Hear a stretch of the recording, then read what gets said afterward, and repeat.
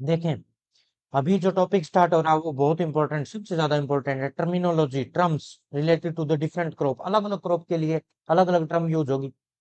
जैसे curing word किसके लिए यूज होता है सर, ऐसा एग्जाम में आ जाए, क्यूरिंग वर्ड किसके लिए यूज होता है, तो टोबैको और टी के लिए यूज होता है। ऐसे क्वेश्चन, ऐसे ऐसे क्वेश्चन डिस्कस करने वाले हैं, तो स्टार्ट करते हैं आज। तो टॉपिक का नाम है टर्म्स रिलेटेड टू, मैं मार्कर यूज कर लूं, terms related to crops, terms related to different crop, to different crop. अलग अलग क्रॉप्स के लिए अलग अलग टर्म यूज होंगी, जिनमें से मैं पहली टर्म बताने जा रहा हूं तुम्हें। पहली टर्म का नाम है क्रॉपिंग। क्रॉपिंग, क्रॉपिंग के बारे में बताता हूँ। क्रॉपिंग कहो या फिर टाइम कहो या रैपिंग कहो, टाइम भी कह सकते हो या रैपिंग भी कह सकते हो। सर ये क्या वर्ड है, ये कहाँ से लाए हो नए शब्द? अरे ये ही तो मेन है, क्रॉपिंग, टाइम या रैपिंग। ये गन्ने के लिए यूज होता है भाई, शुगर कैन के लिए। मार्कर चेंज करता हूँ, गन्ने के लिए, गन्ना ही दिखा रखा है डायग्राम में भी, गन्ना, शुगर कैन। सर ये होता क्या है? देखो तुम्हें डायग्राम में भी दिखाई दे रहा है, डायग्राम में कुछ ऐसा ही लिखा गया है, टाइम।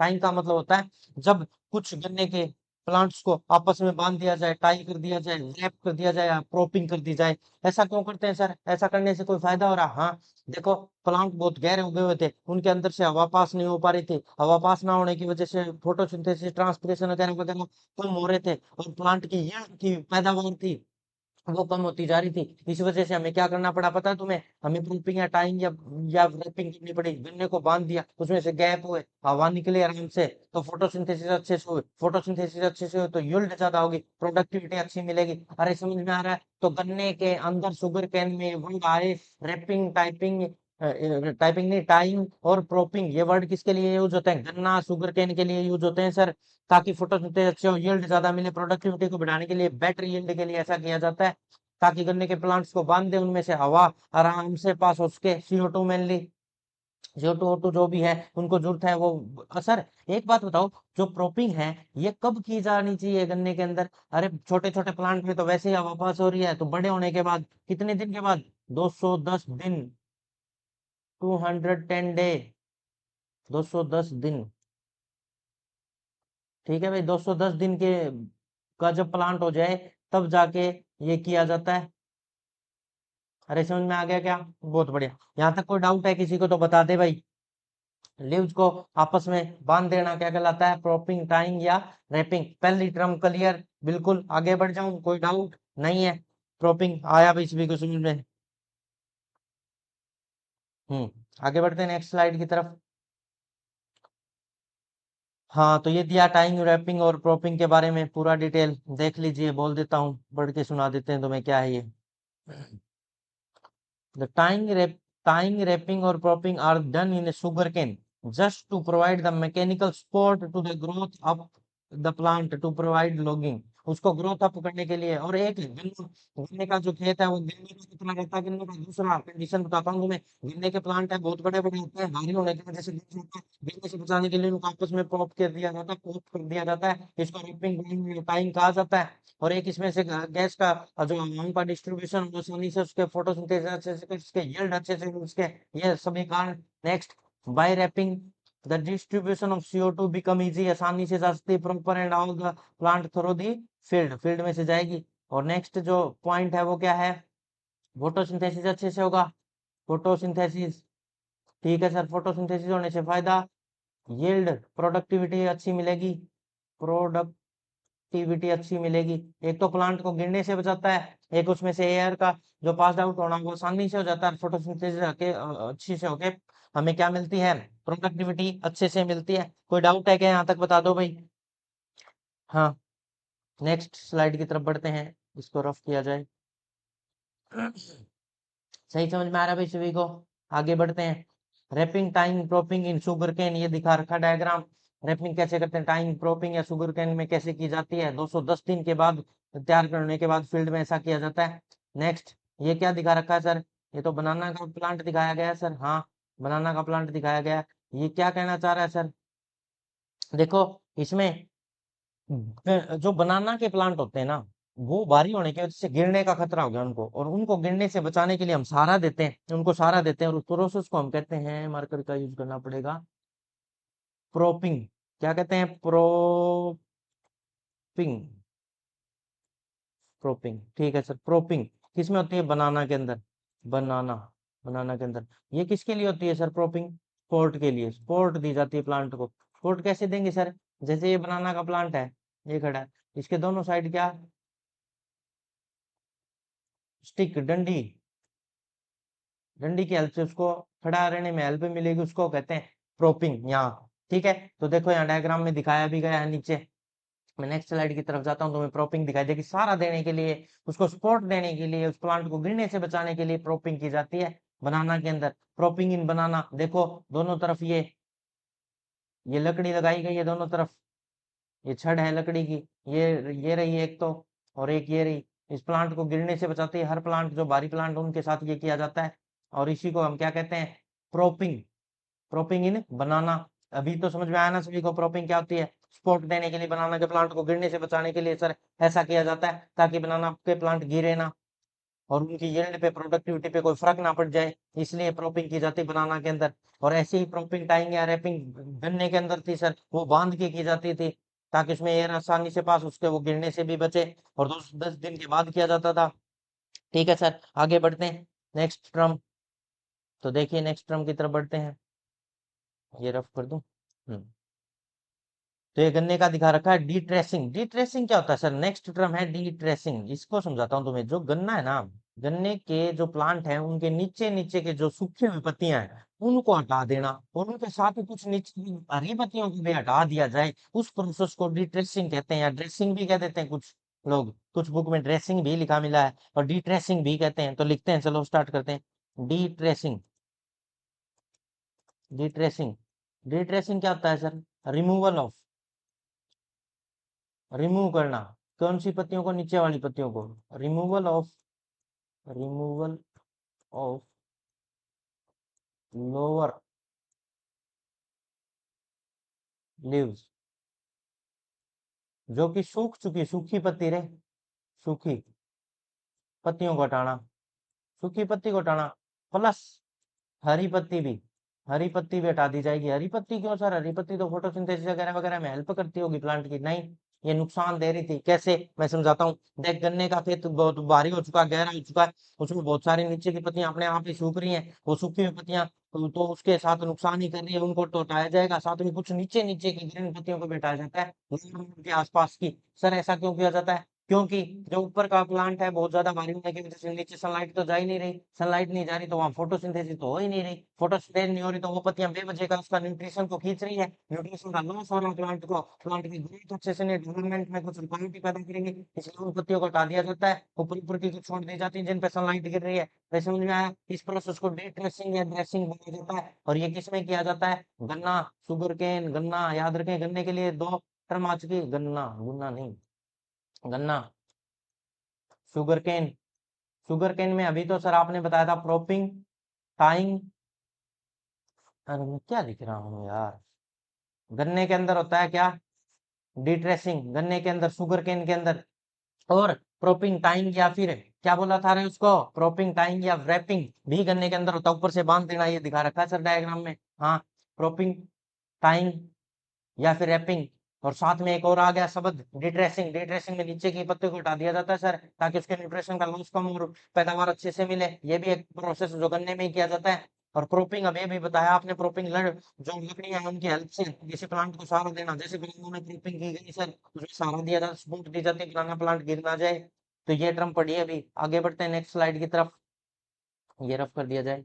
हाँ, तो देखिए रिट्रेसिंग के बारे में बोला क्या गया है? वही लीव्स जो उनको बांधने की बात कर रहा है, देख लीजिए।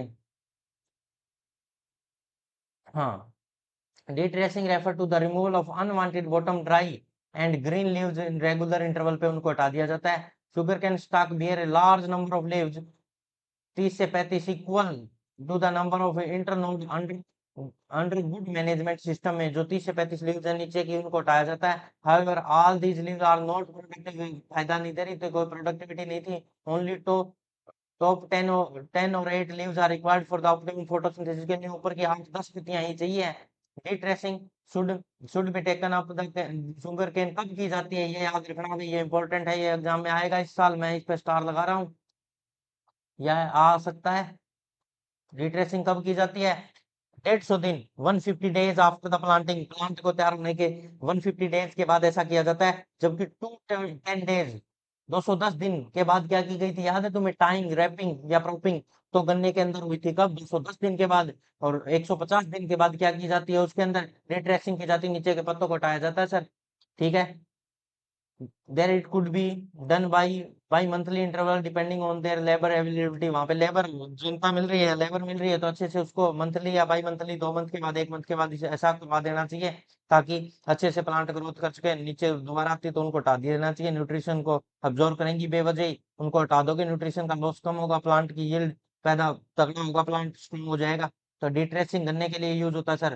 क्रॉपिंग प्रोपिंग, रैपिंग या टाइंग भी करने के लिए यूज होता है सर। प्रोपिंग एक वर्ड बनाना के लिए भी, उसको खड़ा रखने के लिए भी जिम्मेवार है। तो हाँ, ये आगे बढ़ते हैं नेक्स्ट स्लाइड की तरफ। ये क्या कर रहा है ये इंसान? ये बहुत बढ़िया काम कर रहा है। इसको क्या कहते हैं पता है तुम्हें? डिस डिस्क्रिंग डिस्क्रिंग डिस्क्रिंग विधि है ये। सर डिस्क्रिंग क्या होता है? अभी बताता हूँ। शक्कर को डी मतलब रिमूव, शक्कर मतलब शक्कर को रिमूव करके फेंकने के प्रोसेस को डिस्क्रिंग बोला जाता है। समझाना सर थोड़ा सा। रिमूव करना, रिमूव, शक्कर, शक्कर, शक्कर यहाँ पे राइजोम है। राइजोम, राइजोम एक शक्कर का काम कर रहा है। रिमूव ऑफ शक्कर या rhizome,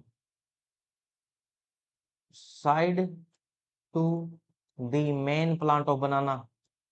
main plant of banana, main plant जो बनाना का उसके साइड में जो राइजोम निकल रही है, राइजोम से एक नया प्लांट उभर के आ रहा था। तो एक मेन प्लांट दिखाई दे रहा है तुम्हें, ये बड़े वाला, इसके साइड में एक छोटा सा प्लांट उभर के आ रहा था। राइजोम होती है, राइजोम से ही बनता है, क्योंकि बनाना की सीड तो होते नहीं, तो वेजिटेटिव प्रोपगेशन होती है। वेजिटेटिव प्रोपगेशन का नाम राइजोम। बनाना में जो नीचे से छोटी सी कुंबल, कच्ची कुंबल निकलती है, उससे ही जाके एक नया प्लांट बनता है जिसको राइजोम कहते हैं। और राइजोम से एक बड़ा प्लांट बन रहा है, वो मेन प्लांट के न्यूट्रिशन को absorb कर रहा है, सब उसी से जुड़ा हुआ है। तो इसको उखाड़ के फेंकने के प्रोसेस को डी स्प्रिंग कहते हैं, क्योंकि मेन प्लांट की प्रोडक्टिविटी को कम करने में के लिए जिम्मेवार है। अगर इसको उखाड़ के फेंक दिया और इसको अलग जगह उगा दिया तो एक नया प्लांट उग जाएगा, वो भी प्रोसेस कर सकता है, पर इसके मेन प्लांट की जड़ से इसको उखाड़ के फेंकना पड़ेगा, नहीं तो इसके न्यूट्रिएंट को अब्सॉर्ब करेगा, उसकी यील्ड को, उसको बनाना के साइज को छोटा कर देगा। इसलिए डी स्प्रिंग करना बहुत जरूरी। राइजोम को उखाड़ के फेंकने के प्रोसेस को डी स्प्रिंग कहा जाता है। मेन प्लांट ऑफ बनाना, बनाना, बनाना के लिए ये वर्ड यूज होता है, ये आगे जाके टोबैको टोबैको में भी यूज होगा। ये अभी फिलहाल किसके लिए हो रहा है? बनाना के लिए, याद रखें बनाना। और शुगर केन के लिए क्या क्या वर्ड यूज हुए, बनाना के लिए क्या हुआ, और ये सारा याद रखेंगे। अभी तक 2 टर्म बनाना के लिए आई सर, एक तो क्रॉपिंग आई थी, सारा देना बनाना के प्लांट को, और एक डिस्प्रिंग उसके आसपास जो नया प्लांट उग रहा है उसके न्यूट्रिशन को ऑब्जर्व कर रहा है, शक्कर राइजोम उसको उखाड़ के फेंकना। ये डिस्प्रिंग दो टर्म आज आपने बनाना के लिए बता दी, और 2 ही टर्म आपने किसके लिए बताई? शुगर केन के लिए। शुगर केन के लिए टाइंग, रैपिंग या फिर क्रॉपिंग बताया। सबसे पहले तो उसको बांधना ताकि उसके अंदर से एयर पास हो सके, उसको गिरने से बचा सके, ये सारा। और दूसरा असर करने के लिए आपने बताया क्या था अभी भी? बताओ क्या बताया है? रिट्रेसिंग। रिट्रेसिंग क्या होता है सर? रिट्रेसिंग का मतलब होता है नीचे की जो पत्तियां हैं, उनको उखाड़ के हटा, उनको छील के फेंक दो ताकि वो न्यूट्रिशन अब्जॉर्ब ना करें, प्लांट की ग्रोथ और यील्ड अच्छे से हो सके। डिस्करिंग बनाना में, क्रॉपिंग भी बनाना में सारा देने के लिए। टाइंग, रैपिंग वो गन्ने के अंदर हुई थी। और एक और टर्म आई थी क्या? डिट्रेसिंग या ड्रेसिंग। ये वर्ड गन्ने में नीचे की पत्तियां हटाना, सूखी और हरी पत्तियों को हटा दो, इसको डिट्रेसिंग या फिर ड्रेसिंग बोला जाता है। बताओ यहाँ तक कोई डाउट है क्या? हाँ, इसका एक और नाम है, डिस्करिंग को थिनिंग ऑफ बनाना भी कहते हैं, एक और नाम से जाना जाता है इसको, थिनिंग। थिनिंग, थिनिंग मतलब उसके गहराई, गहरे हो जाएंगे ऐसे तो। थिनिंग ऑफ बनाना, बनाना में थिनिंग भी बोला जाता है इसको, डिस्करिंग को। यहाँ तक कोई साइड साइड में जो राइजोम उग रहा था उसको उखाड़ के फेंकने के प्रोसेस को क्या कहा जाता है रे? डिस्प्लिन कहा जाता है सर। आगे बढ़ते हैं नेक्स्ट टर्म की तरफ। यहाँ तक कोई डाउट है क्या किसी को? नहीं है, बहुत अच्छा, समझ में आ रहा है भाई सभी को हर चीज? बहुत अच्छे। आगे बढ़ते हैं नेक्स्ट स्लाइड की तरफ। डिसकरिंग इन बनाना, इसके बारे में बोला गया है, जो जो बातें मैंने बताई तुम्हें बोल देते हैं क्या है, देखो अभी अभी पढ़ लिया है सारा। It is known as thinning of sucker, हाँ शक्कर की थिनिंग भी कहा जाता है। ये शक्कर is a lateral shoot, side में निकलने वाली, डेवलप फ्रॉम राइजोम, राइजोम उसकी वेजिटेटिव प्रोपेगेशन को कहते हैं। वेजिटेटिव पार्ट है उसका, वेजिटेटिव पार्ट, क्योंकि प्लांट में जो ग्रोथ, नए प्लांट उगने का तरीका है, वेजिटेटिव मीन है, इसमें सीड तो होता ही नहीं ना बनाने में। And emerge from the soil usually near the parental plant के बिल्कुल पास में उग रहा था, तो उसको निकालने की प्रोसेस को डिस्क्रिंग कहते हैं। It is form of asexual और वेजिटेटिव रिप्रोडक्शन से पैदा हुआ, that is make the banana plant perennial, plant को पेरिनियल बनाता है, बहुवर्षीय प्लांट है। Desuckering reduce unnecessary compaction among the शक्कर, शक्कर के पास अननेसेसरी उसको घटाने के लिए किया जाता है, अननेसेसरी कॉम्पैक्शन होता है, उसके न्यूट्रिएंट को एब्जॉर्ब करता है बेवजह, तो डेसकरिंग ने उसको फायदा कर दिया, रिड्यूस कर दिया, इस बकवास को बीच में से हटा दिया, नहीं तो उसको नुकसान ही देता। Quality of bunch can also be improve, और क्वालिटी ऑफ बंच मतलब जो गुच्छे बनेंगे ना बनाना के, वो अच्छे बनेंगे, उनकी क्वालिटी अच्छी होगी, नहीं तो वो छोटे छोटे रह जाते। अरे समझ में आया, ये सारा प्रोसेस था। आगे बढ़ते हैं नेक्स्ट स्लाइड की तरफ। अरे मार्कर्स, हाँ, तो नेक्स्ट स्लाइड की तरफ बढ़ते हैं। डीसकरिंग इन टोबैको, टोबैको में भी सर डीसकरिंग होती है, हाँ, टोबैको के अंदर भी डीसकरिंग देखने को मिलेगी। ये कैसे होती है, इस पे भी चर्चाएं कर लेते हैं, देख लो। डीसकरिंग इन टोबैको, टोबैको में क्या होता है, डीसकरिंग तो होता है। डीसकरिंग में क्या होता है, जो उसकी चोटी की पत्तियां होती है ना, ऊपर वाली पत्तियां, उसको हटा दिया जाता है, ऊपर वाली को, क्योंकि उससे क्वालिटी इंप्रूव होगी। क्यों सर ऐसा क्यों, तो पत्ती हटा दी, वो तो अब ग्रोथ नहीं करेगा, वो ये नहीं करेगा, वो नहीं करेगा, नहीं, हमें ये सोचना है कि तंबाकू के अंदर मेन पार्ट क्या है, बीड़ी ना। लोगों को बीड़ी याद आ रही, देखो, अरे बीड़ी नहीं है, मैन मैन उसका पत्ती है, जिसको तंबाकू के जो मसाला बनाया जाता है उसमें यूज किया जाता है, पत्तियों को पीस के बनाया जाता है सर, ऐसा तो वो पत्ती, वो आप कह रहे हो ऊपर की पत्ती को काट देंगे, ऐसा इसलिए किया जाएगा क्योंकि प्लांट में एक एपिकल ग्रोथ नाम की चीज सुनेंगे, ऑक्सीजन हार्मोन होता है, वो प्लांट को सीधा ही बढ़ाता ले जाता है, और उसकी सीधी वर्टिकल ग्रोथ बनाता है, हॉरिजॉन्टल ग्रोथ ही नहीं कर पाता प्लांट, प्लांट में साइड ब्रांचेज ही नहीं निकलती, बड़े पत्ते ही नहीं कर पाता, छोटे छोटे पत्ते ही रह जाते हैं, और हमें चाहिए बड़े बड़े पत्ते तंबाकू में। तो ऐसा करने के लिए हमें ऊपर की जो टॉप टॉप प्लांट की जो टॉप टिप है, एपिकल डोमिनेंस के लिए जिम्मेवार, एपिकल डोमिनेंस का मतलब होता है डोमिनेट कर रहा है, उसके ऊपर भी बढ़ाने के लिए, साइड ग्रोथ ही नहीं होने दे रहा, लेटरल ग्रोथ नहीं होने दे रहा, तो उसको कट करके फेंक दे। कट करके फेंकने से क्या हुआ सर, उसकी साइड ग्रोथ होने लगी, नीचे के लिए बड़ी बड़ी होने लगी, हमें तो एक बड़ी बड़ी चाहिए थी ताकि प्रोडक्टिविटी ज्यादा मिले। इसी प्रोसेस को डिस्करिंग इन टोबैको बोला जाता है। अरे समझ में आया क्या, इसको टॉपिंग भी बोला जाता है। टॉपिंग का मतलब ऊपरी हिस्से को काट के, टॉप बड को काट के फेंक देने की प्रोसेस को टॉपिंग, टॉपिंग इन टोबैको या फिर डीसकरिंग इन टोबैको बोला जाता है। इससे यील्ड में फायदा फायदा मिलता है, टोबैको की क्वालिटी भी सुधरती है टोबैको की। और क्वालिटी कैसे चेक की जाती है सर, क्वालिटी को चेक करने के लिए कौन सा केमिकल का यूज करते हैं बता दो। टोबैको में क्या केमिकल होता है, निकोटीन, निकोटीन की क्वालिटी में भी सुधार आता है सर, नशा अच्छा होता है उससे, तंबाकू से, ठीक है।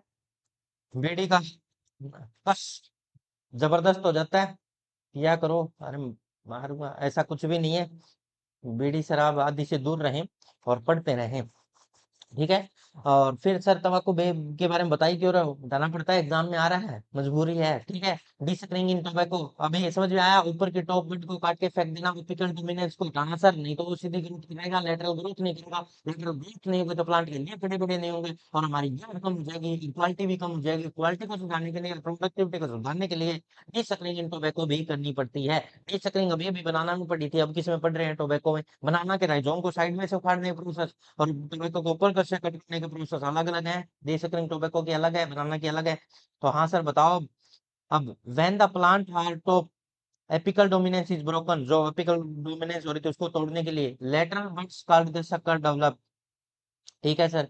The practice to remove the sucker is called डिस्करिंग, उसकी जो ऊपरी पार्ट है उस शक्कर को हटाने के लिए जो प्रैक्टिस की जाए उसको डिस्करिंग कहते हैं। This practice can be done mainly using the chemical such as a, ये भी याद रख लेंगे, maleic hydrazide, maleic hydrazide, maleic hydrazide को छिड़कने से ऊपर की डोमिनेंस खत्म हो जाती है, बट जल जाती है थोड़ी थोड़ी और साइड ग्रोथ होने लगती है। Removal of sucker should be done before they become large enough to restrict the development of leaves, बहुत अच्छी हाइट ले ले उसके बाद ये किया जाएगा। The main aim to topping, topping और डिस्करिंग, टॉपिंग के ऊपर से पकड़ करना है, desuckering operation is to divert the energy, energy को डाइवर्ट करना nutrient of the plant to the flowering leaves which influence the yield of quality of tobacco, tobacco की यील्ड और क्वालिटी को में सुधार आ जाता है, क्योंकि उसको डाइवर्ट करना होता है। अब उसका ध्यान सिर्फ देने में हो रहा था, तो उसको ऊपर से कट कर दोगे तो फिर वो पत्तों को बड़ा बड़ा करने में अपना टाइम देने लगेगा, और उसके क्वालिटी को सुधारेगा, इसीलिए ऐसा किया जाता है। डिस्करिंग इन टोबैको समझ में आया या नहीं आया, ये बोलो। आया? तो आगे बढ़ते हैं नेक्स्ट स्लाइड की तरफ। सभी को समझ में आ रहा है भाई? आगे बढ़े। अरे यार मार्कर। हाँ, तो देखें नेक्स्ट स्लाइड में ये बंदा क्या कर रहा है सर, ये कुछ उखाड़ रहा है। क्या उखाड़ रहा है ये ना, ये ऊपर के पार्ट को हटा रहा है सर। मक्का के अंदर से जो ऊपर का पार्ट है उसको टेसल को निकाल के फेंकने की कोशिश कर रहा है। ये टेसल को ऐसे पकड़ेगा और ऐसे निकाल के फेंक देगा। सर टेसल तो मेल पार्ट होता है, मेल पार्ट को क्यों उठा रहे हैं सर, फीमेल पार्ट मिलने क्या उखाड़ा इसका? अरे नुकसान पहुंचा रहा था, हटाना पड़ेगा। बताता हूँ क्यों। क्योंकि क्रॉस पोलिनेशन को प्रमोट करने के लिए ऐसा किया जाता है, नहीं तो सेल्फ पोलिनेशन हो जाती और प्लांट की नई हाइब्रिड टेक्निक का को सुधार नहीं होता, नए प्लांट नहीं उभर के आते। तो बताओ सर क्या है ये खेल, अभी बताता हूँ। वो इंसान क्या कर रहा था, D tasselling term, next term आ गई डी टेस्लिंग। पहले डी टेस्लिंग समझ लो। डी टेस्लिंग का मतलब होता है टेसल, टेसल मतलब मेल पार्ट। पहले तो बता दूं तुम्हें, टेसल जो होता है इसको मेल पार्ट बोला जाता है। टेसल होता है, ये क्या होता है, मेल पार्ट, मेल पार्ट है ये। मक्का के अंदर, मेज के अंदर डिटेसलिंग वर्ड यूज होता है। डिटेसलिंग सर, डिस्कलिंग किस किस में, बनाना में और शुगर केन में सर, दो जगह। नहीं, बनाना और टोबैको में। हाँ, प्रोपिंग शुगर केन और उसमें, बनाना में। ठीक है sir. Male part, female part कौन सा सर, बोलो देख के यहाँ से। ये सिल्क है ना, ये सिल्क लिखा हुआ, ये फीमेल पार्ट है भाई। ये क्या है, फीमेल पार्ट। ठीक है सर, ये फीमेल पार्ट और ये मेल पार्ट दोनों होते हैं। हाँ, जो ऊपर ही ऊपर का हिस्सा होता है ना, सबसे ऊपर का हिस्सा, टेसल इंटरनोड जहाँ से स्टार्ट होते हैं, नीचे से जहाँ से कॉर्न आने बंद हो जाते हैं, ये भुट्टे आने बंद होते हैं, उसको ऊपर के हिस्से को पूरे को टेसल मेल हिस्सा कहा जाता है। और सिर्फ मेल पार्ट पूरे प्लांट में ऊपर ही ऊपर होता है, जिसको टेसल कहते हैं। और टेसल को हटा देना, D tasseling, D tasseling, D मतलब रिमूवल, टेसलिंग मतलब टेसल को हटाने के प्रोसेस को डी टेसलिंग कहते हैं। सर ऐसा क्यों करते हैं, टेसलिंग क्या बिगड़ता है, बताता हूँ।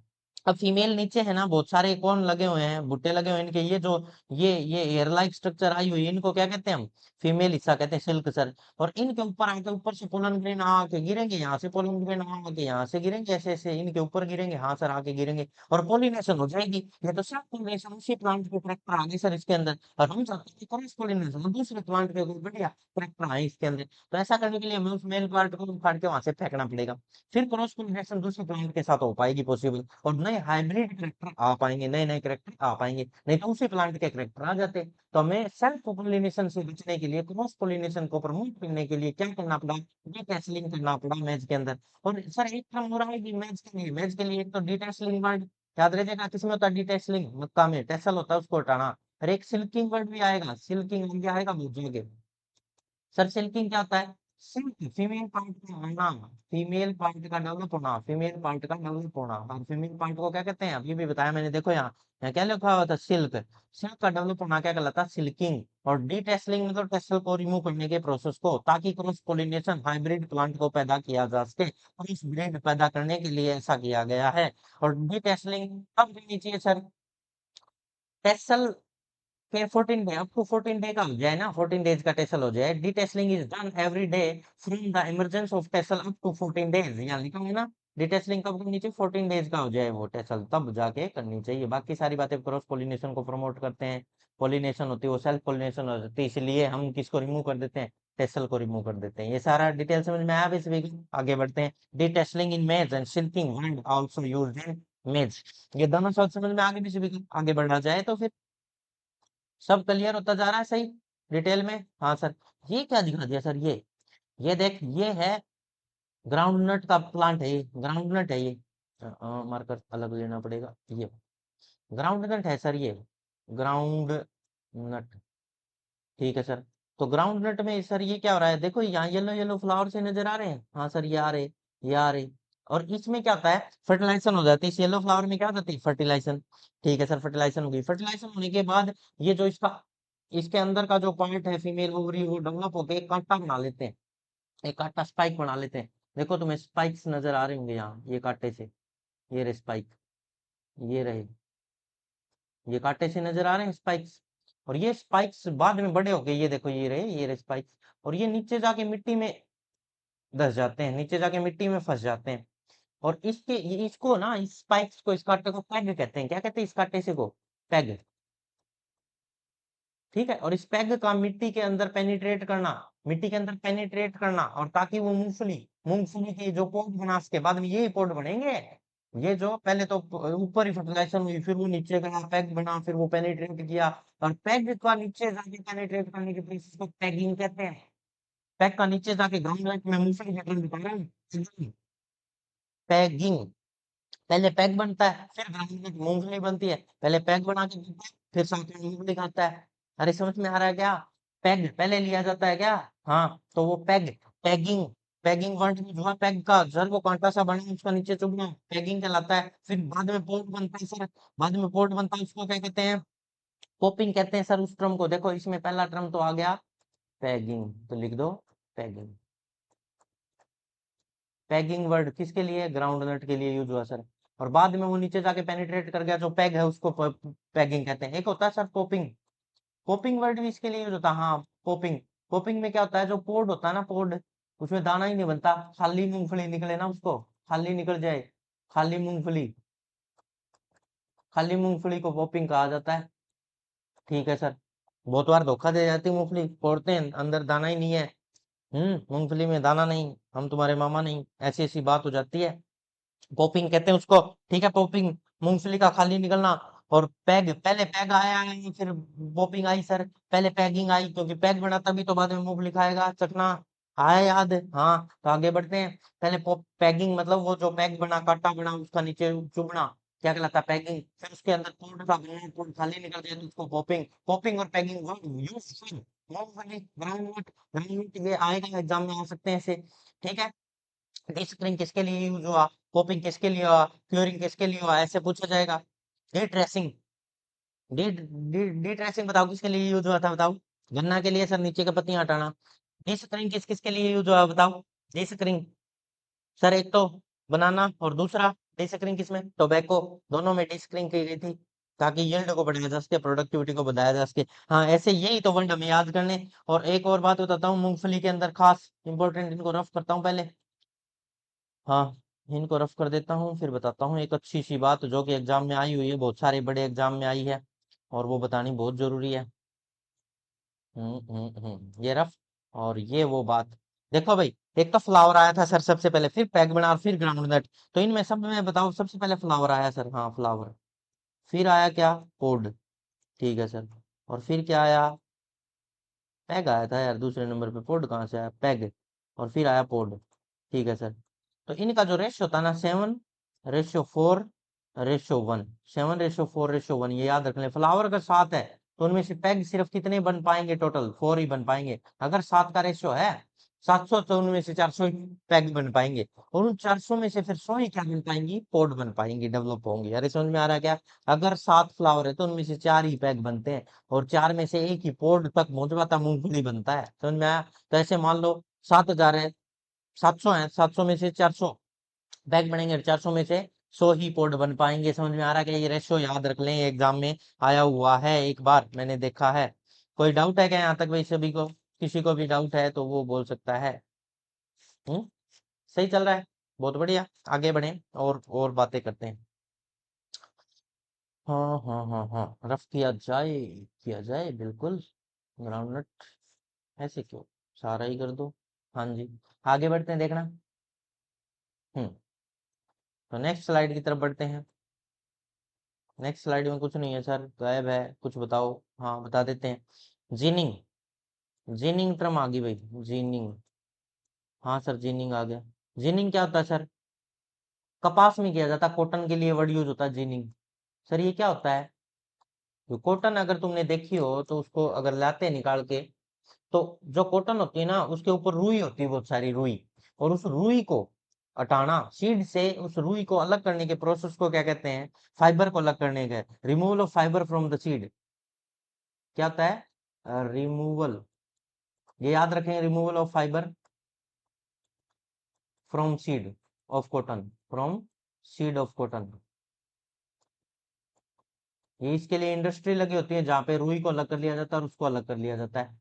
इस प्रोसेस को क्या कहते हैं सर? जिनिंग कहते हैं। ठीक है, फाइबर को इकट्ठा करेंगे, फिर फाइबर सर वो इकट्ठा कर लेंगे, उसको बेचेंगे। हाँ, फाइबर को इकट्ठा कर लो, फाइबर को कलेक्ट करो, कलेक्ट करके उसको बांध दो, बांधना, पैक बनाना, उसका बांधना, उसका जो गट्ठर बनाया जाएगा पूरा, उसको क्या कहते हैं? बेल कहते हैं सर, बेल।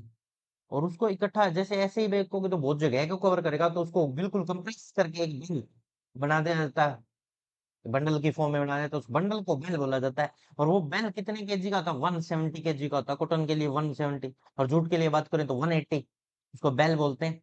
तो इनके बारे में भी बता देता हूँ। Weight of bale, weight of one bale, एक बेल का वेट कितना होता है? पहला याद करते चलेंगे मेरे साथ साथ। जूट बेल, एक जूट बेल है तो उसका वेट कितना मिलेगा बताओ? 180 बोल रहे हो सर आप, 180 केजी। हाँ, याद कर लिया। नेक्स्ट, वन कॉटन बेल हो तो 170 सर, वन कॉटन बेल है तो 170 केजी, सही। और सिल्क का बेल है सर, वन सिल्क बेल तो 60 केजी, 60 केजी बोतल का होता है सिल्क, 60 केजी। और one mesta sir, one mesta,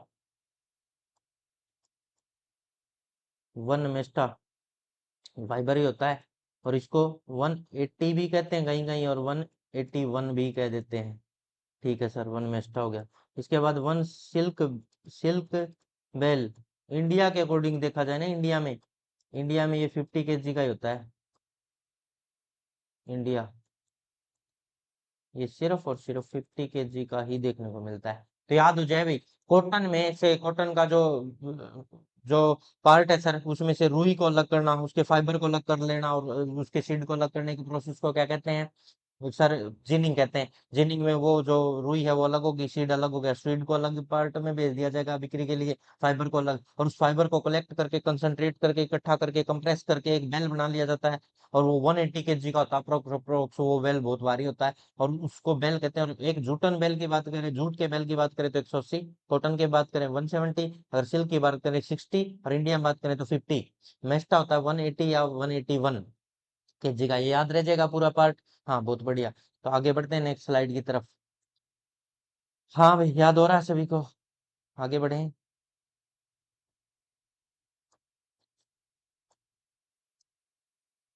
deleting, deleting क्या होता है? ये डिलीटिंग भी एक अच्छा प्रोसेस है, मैं तुम्हें डिलीटिंग के बारे में बताता हूँ पूरी डिटेल। अब जो सीड फाइबर को अलग कर लिया हमने, फिर भी उसके ऊपर बिल्कुल ही ऊपर चिपका हुआ फाइबर रह गया सर। देखो, जैसे मैं तुम्हें दिखाता हूँ, मान लो, हम्म, अरे मार्कर कहाँ है? हाँ, ये वो सीड है, इनके ऊपर अभी भी थोड़ा थोड़ा क्या रह गया? वो रुई का हिस्सा, उसका हिस्सा रह गया, ना के बराबर, बिल्कुल ही थोड़ा थोड़ा चिपका हुआ रह गया सर, बिल्कुल ही थोड़ा थोड़ा इसके चिपका हुआ रह गया। और इसको भी मैं हटा के बिल्कुल प्योर बनाना चाहता हूँ, सीड पे बिल्कुल भी कोई भी पार्ट फाइबर का ना चिपका रहे, ऐसा चाहता हूँ सर। तो ऐसा करने के लिए मेरे को एक नया प्रोसेस करना पड़ेगा, जिसका नाम डिलिंटिंग। डिलिंटिंग ये क्या होता है सर? देखो, डिलिंटिंग बताता हूँ तुम्हें। उसमें अब तुम क्या करो, सल्फ्यूरिक एसिड लाओ, और सल्फ्यूरिक एसिड से जो फज है, छोटे छोटे फज है ऊपर, रुई के जो पार्ट, फज कहते हैं इनको, जो बिल्कुल ही सीड के चिपके हुए पार्ट रह जाते हैं, और उनको रिमूव करने के लिए फज को सीड कोट के ऊपर से हम क्या करेंगे? कंसंट्रेटेड स्पोर का घोल बना के, और वो 100 ml पर केजी के हिसाब से है, 1 केजी सीड है तो उसके लिए 100 ml H2SO4 तैयार करेंगे, और उसके ऊपर डाल देंगे। उसके ऊपर डालते हैं वो पूरे उसको क्या कर देगा? डिजोल्व करके उसको हटा देगा, किसको? फज को हटा देगा, और वो पूरी तरह से प्योर सीड तुम्हारे सामने आ जाएंगे। उस प्रोसेस को डिलीटिंग कहते हैं। क्या कहते हैं? डिलीटिंग। और वैसे जिनिंग, जिनिंग का ही एक्सट्रीम कम है, जिनिंग को अगर एक्सपेंड कर दिया जाए, बढ़ावा दे दिया जाए, तो डिलीटिंग कहलाएगा, डिलीटिंग। ठीक है, जिनिंग में तो सिर्फ उसके फाइबर को हटा दिया, फिर भी उस पर कुछ पार्ट लगा रहता था, कोई दिक्कत नहीं थी। पर डिलीटिंग में केमिकल का यूज किया गया, एस्टोसोफोर कंसंट्रेटेड, जिससे कि बिल्कुल प्योर सीड, बिल्कुल उसके ऊपर किसी भी फाइबर फज का पार्ट भी ना बचे, उसको कहते हैं डिलीटिंग। बताओ, कोई डाउट है क्या किसी को यहाँ तक? नहीं, आगे बढ़े। अब सर ये क्या कर रहे हैं लोग? ये लोग क्या कर रहे हैं, चने में से ऊपर के हिस्से को हटा रहे हैं, उसको क्या कहते हैं भाई? चने में ऊपर के हिस्से को हटा रहे हैं, निपिंग कर रहे हैं सर, निपिंग या टॉपिंग। यहाँ क्या हो रही है? ये चल रहा है यहाँ नीपिंग, यहाँ वर्ड होता है निपिंग और टॉपिंग। सर ऐसा क्यों किया जा रहा है? क्योंकि जो चना है, ग्राम है, उसमें भी वही एपिकल डोमिनेंस वाली बात है। एपिकल डोमिनेंस स्टार्ट होगी, ऊपर ग्रोथ करने लग गया, साइड में नहीं हो रहा, एपिकल डोमिनेंस आ गई, डोमिनेंस। और अब उसको ऊपरी पार्ट को ऑक्जीन हार्मोन होता है, एक ऑक्जीन, ऑक्जीन नाम का, इसकी वजह से एपिकल डोमिनेंस होती है। अगर ऊपर के पार्ट को हटा दिया जाएगा तो उसकी लेटरल ग्रोथ, साइड ग्रोथ होने लगेगी, और यही हमें चाहिए। तो इसीलिए कहा जाता है निपिंग या टॉपिंग। निपिंग या टॉपिंग वर्ड यूज करते हैं यहाँ पे इसी के लिए। वहां पे जो, अगर यही बात हम किसमें, टोबैको में कर रहे थे, वहां डिस्क्रिंग या टॉपिंग कहा था हमने, डिस्क्रिंग या टॉपिंग, या निपिंग और टॉपिंग वर्ड यूज करते हैं इसके लिए, चने के लिए, ठीक है। ऊपर के हिस्से को हटा देंगे और खेत में से निकाल दे, उसको हिस्से को कट कर देंगे। एक और तरीका है इसको करने का, एक बेस्ट तरीका बताऊं तुम्हें, बेस्ट मेथड, बेस्ट मेथड, तुम बकरियों को ले आओ, गोट होगी, किसी की भी गोट है गांव में, गोट और सिप है, उनका यूज करो, उनको बस खेत में चरने ना देना, वो कभी सारा ही खा जाए तुम्हारे चने, ऐसा मत करने देना, बस उनको उस खेत में से निकाल देना, वो भलते भलते जाके ऊपर ऊपर से, ऊपर ऊपर से खा जाएंगे। और ऊपर ऊपर से ही तुम्हें हटाना था, तो हमारी जो लेबर थी, वो लेबर का काम किसने कर दिया, गोट और सिप ने कर दिया, और ऊपर भी नीपिंग और टॉपिंग करके चली जाएंगी, और एपिकल डोमिनेंस टूट जाएगा, ब्रेक हो जाएगा, साइड में लेटरल ग्रोथ होने लगेगी, हमारी पैदावार, यील्ड, प्रोडक्टिविटी बढ़ जाएगी। ये प्रोसेस भी है। हॉरिजॉन्टल, जो एपिकल डोमिनेंस होती है ना, इसमें क्या होती है, सिर्फ सिर्फ वर्टिकल ग्रोथ होती है सर, वर्टिकल ग्रोथ करता प्लांट, वर्टिकल ग्रोथ। अगर उसकी हॉरिजॉन्टल ग्रोथ करानी तो निपिंग और टॉपिंग करानी पड़ेगी, फिर वो क्या करने लगेगा, हॉरिजॉन्टल या लेटरल ग्रोथ करने लगेगा, और लेटरल भी बोल सकते हो, लेटरल ग्रोथ होने लगेगी उसकी। अरे समझ में आ रहा है क्या? लेटरल या हॉरिजॉन्टल ग्रोथ करवाने के लिए, वर्टिकल ऊपर की ग्रोथ को रोकने के लिए प्लांट में ऐसा एपिकल डोमिनेंस बढ़ाया जाता है। जो एपिकल डोमिनेंस होती है वो ऑक्सीजन हार्मोन की वजह से होती है, और इसमें चने में इस ऊपरी हिस्से को हटाने के प्रोसेस को निपिंग या टॉपिंग के नाम से जाना जाता है। कोई डाउट है क्या किसी को यहाँ तक? ये कब किया जाएगा सर, निपिंग और टॉपिंग? 2 से 4 वीक का जब यंग प्लांट हो जाए, 2 से 4 वीक का हो जाए, तब जाके करना, ऐसे नहीं शुरुआत में ही पैदा होते ही मैंने लिंपिंग पूरा उखाड़ के फेंक दिया, ऐसा नहीं। 2 टू 4 वीक का प्लांट हो जाए तब जाके किया करते हैं रे ऐसा। 2 टू 4 वीक का प्लांट हो तब जाके ऐसा करें, वरना ना करें। समझ में आया? यहाँ तक कोई डाउट है तो बोल दें। बहुत बढ़िया। आगे नेक्स्ट स्लाइड की तरफ बढ़ते हैं। नेक्स्ट स्लाइड में क्या दिया गया देख।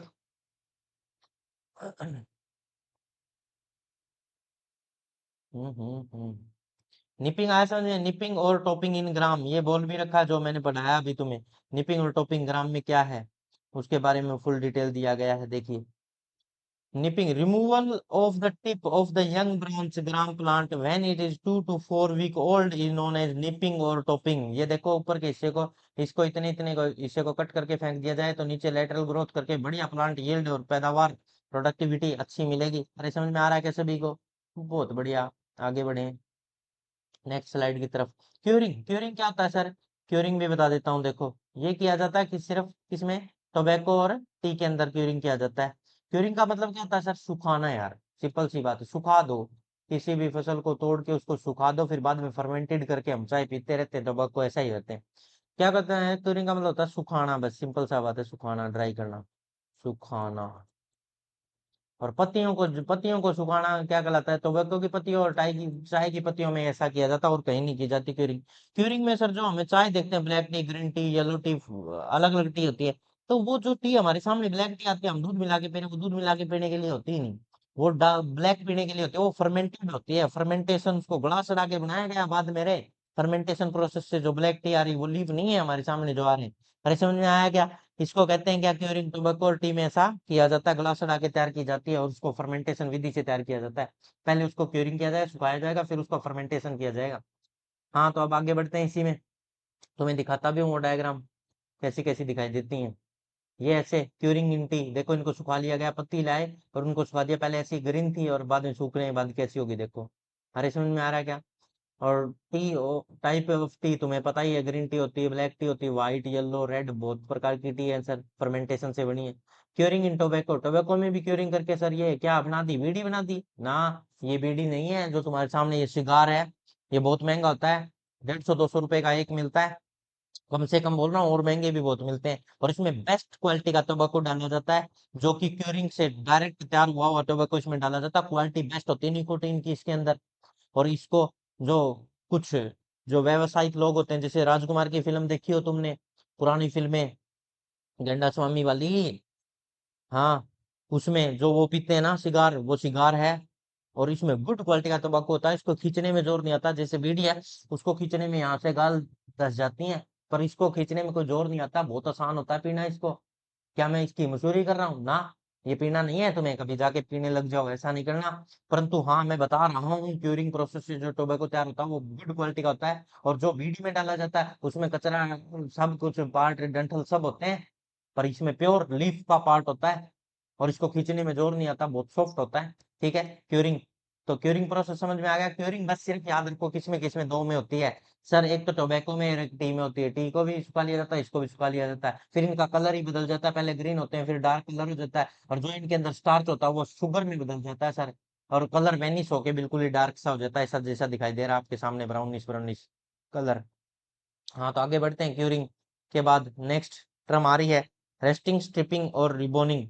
ये भी तुम्हें क्लियर करता हूँ ये टर्म। क्यूरिंग वर्ड किसके लिए यूज होता है एग्जाम में आ जाए तो? टी और टोबैको के लिए क्यूरिंग वर्ड यूज होता है सर। अब नई टर्म आई रेस्टिंग, स्ट्रिंग और रिबोनिंग। रेस्टिंग, स्ट्रिपिंग और रिबोनिंग होता है सिर्फ और सिर्फ जूट के लिए। ये तीनों टर्म सर जूट के लिए। पहली बात तो ये जूट के लिए है भाई, जूट के लिए सर। हाँ, ऐसा क्या है इसमें बताओ? पहले इसके बारे में बता रहा हूँ। पहला नंबर रेटिंग। रेटिंग का मतलब क्या होता है? रेटिंग में जो पहले सबसे पहले जूट को काट के ले आए और उसके स्टेम को पूरे को पानी में डिप कर दिया जाता है, पानी में डाल दिया जाता है, खेतों के अंदर ही पानी चला के उसमें भिगोया जाता है, ताकि उसकी जो ऊपर की लेयर है स्टेम की वो क्या हो, लूज हो जाए। और लूज होने से उसको उतारना आसान हो जाए। और उतारने के बाद उसको बाद में सेकंड स्टेप में उतारते हैं, और उतार के उसको तैयार करते हैं, फाइबर अलग निकाला जाता है, उसको कहते हैं स्ट्रिपिंग। उसको स्ट्रिप कर लिया सर, उसको अलग कर लिया। ठीक है, स्ट्रिपिंग हो गया। और रीबोनिंग क्या होता है थर्ड स्टेप में?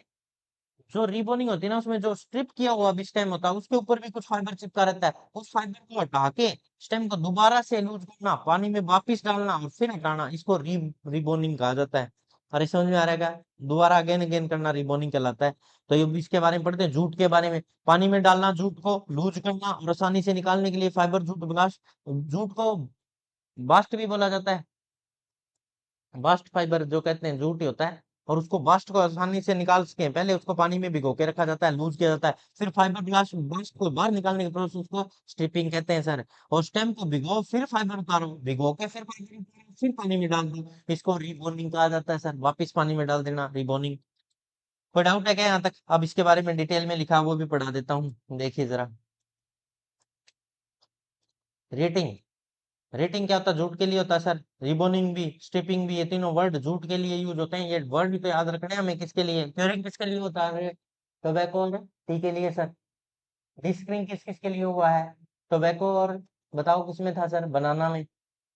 ठीक है, तो ऐसे याद रखने हैं टर्म, सारे के सारे याद रखोगे ना? हाँ, तो आगे बढ़ते हैं। देखो, रेटिंग। रेटिंग वर्ड किसके लिए यूज होता है सर? रेटिंग जूट के लिए होता है। क्या होता है? पानी में डाल के उसको लूज किया जाता है। Retting is a process in which the tied bundle of jute stock are taken in the tank by which a fiber get loosened and separated from the woody stock से आसानी से सेपरेट हो सके।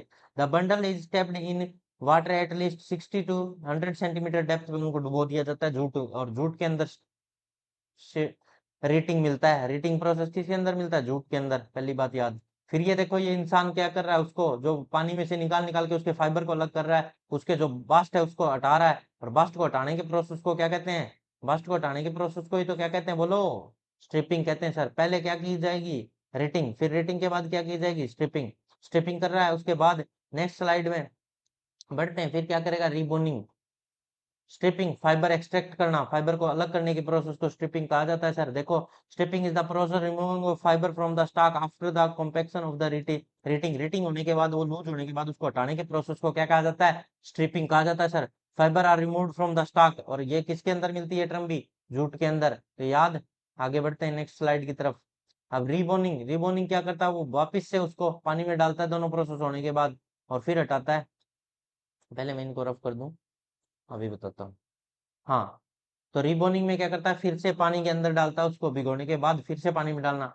इन रिबोनिंग, retting ribbon और stripped out mechanically from the stem of the mature jute plant, coiled and allowed to ret under water. Water के अंदर फिर से डाला जाए, उसको क्या कहते हैं? रिबोनिंग। अरे समझ में आ गया? बहुत बढ़िया, नेक्स्ट स्लाइड की तरफ बढ़ते हैं। पहले इनको रफ कर दूं। हाँ, नेक्स्ट स्लाइड की तरफ बढ़ते हैं। ये क्या दिखा रखा सर? टमाटर का पेड़ है, हाँ, टमाटर का पेड़ है। और इसको स्टाकिंग कहते हैं। स्टाकिंग, ये जो प्रोसेस है ये स्टाकिंग है। इसको बांधा गया है साइड से, स्टाक डंडी की हेल्प से। स्टाकिंग, ये क्या चल रही है? स्टाकिंग। स्टाकिंग सर ये क्या होती है? प्लांट को सहारा देना है। सहारा दो। दो किसको? टमाटर को। टमाटर को, ताकि वो गिरे ना, नीचे ना टच हो। नीचे टच होने से उसके जो प्लांट है, फ्रूट है, वो खराब हो जाएगा। और इससे बचाने के लिए इसमें क्या की जाती है? स्टॉकिंग। स्टॉकिंग किसमें की जाती है? टोमेटो को सहारा देने के लिए, प्लांट नीचे ना गिरे, जो टोमेटो है ये वो खत्म ना हो, खराब ना हो, ग्रीनिश ना रह जाए। रेड पके हुए टमाटर चाहिए तो क्या करो? स्टॉकिंग करो। टमाटर में क्या करो? स्टॉकिंग करो। याद रह जाएगा।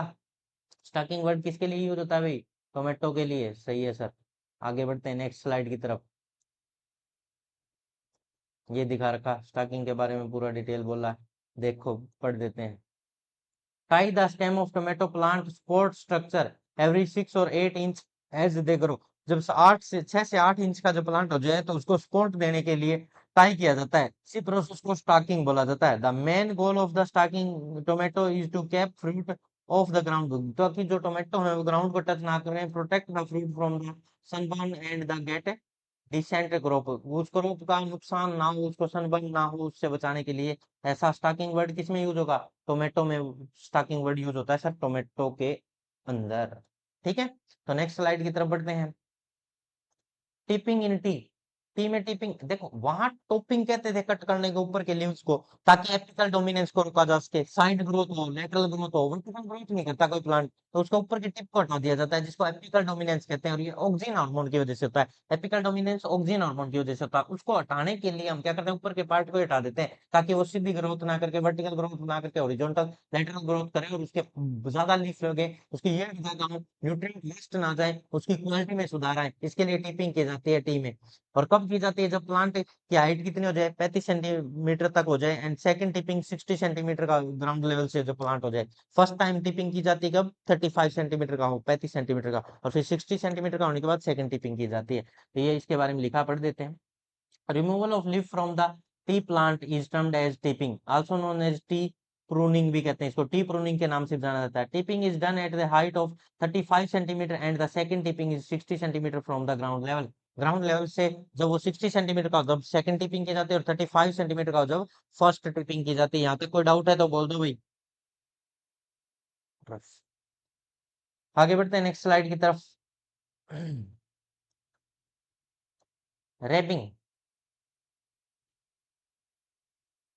रेबिंग देख लो भाई क्या होता है। रेबिंग में तुम्हें बहुत ही अच्छे से समझाता हूँ। ये टोबैको के अंदर होता है। पहली बात तो रेबिंग जो वर्ड है ये टोबैको में होता है सर। क्या है ये खेल? मैं बताता हूँ। देखो हमारे खेत में जैसे धान कट करते हैं, धान के बाद जो घास फूस भूसा बचता है, चारा बचता है, उसको पूरे लेयर बिछा के 15 से 20 सेंटीमीटर की लेयर पूरे खेत के ऊपर बिछा देंगे।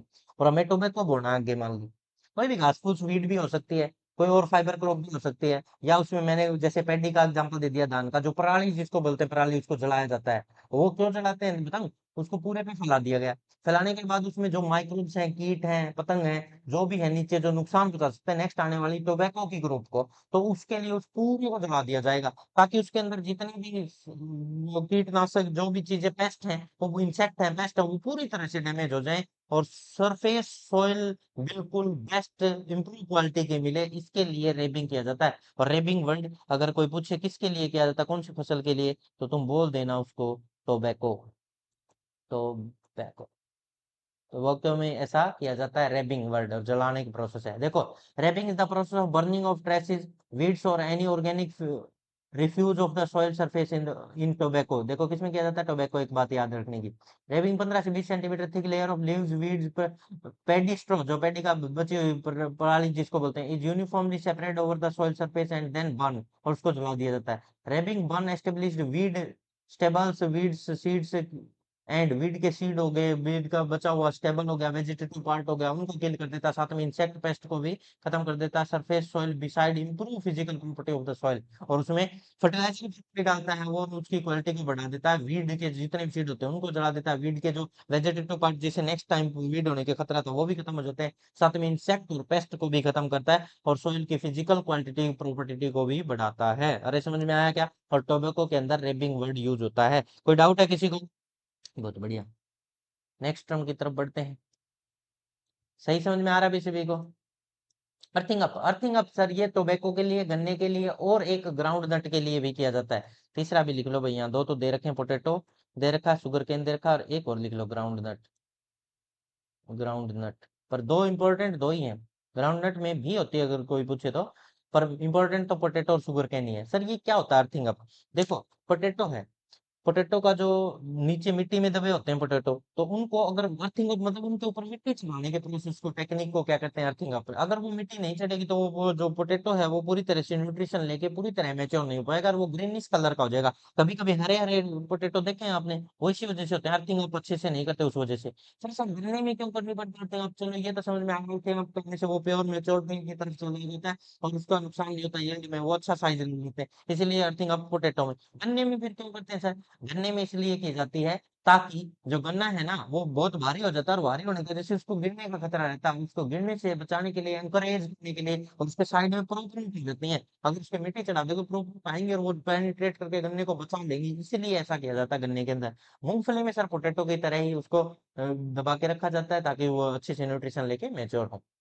समझ में आया? तो ये सारा इसमें लिखा हुआ है, देख लेते हैं इसके बारे में, बोल देते हैं सब कुछ, देख लो क्या लिखता है।